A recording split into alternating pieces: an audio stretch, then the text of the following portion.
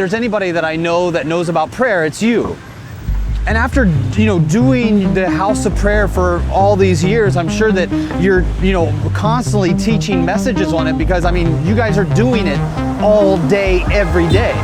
Are you still learning about prayer? Totally.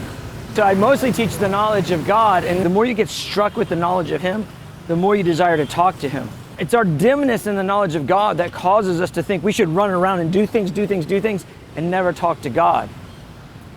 Prayer in itself, if you think about prayer, prayer's not even about getting something done for God. Most people pray with this mentality that we're going to pray to get something done for God. Be still and know, they that wait on the Lord shall renew their strength. In your weakness, my strength is made perfect. Prayer is God inviting us into weakness, because now we're in a posture of having to request.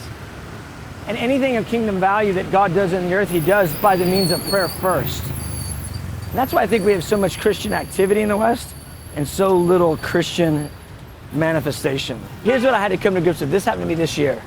God was doing so much to us. We were growing things, and He tells us to stop. He says, are you hungry enough for me to stop? And I'm like, well, yeah, I'm hungry for you. He goes, then stop. I don't need your strength. I need your weakness. Wow.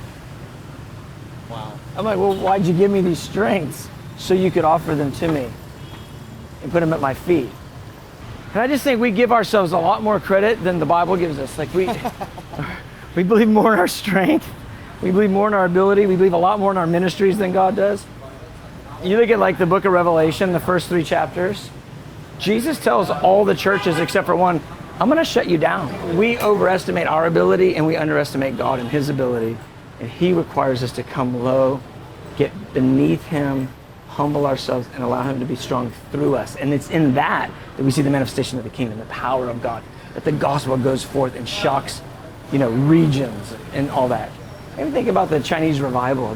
Those guys all went to jail, and it was a however many long year prayer meeting while they're in jail, and it supercharged the revival.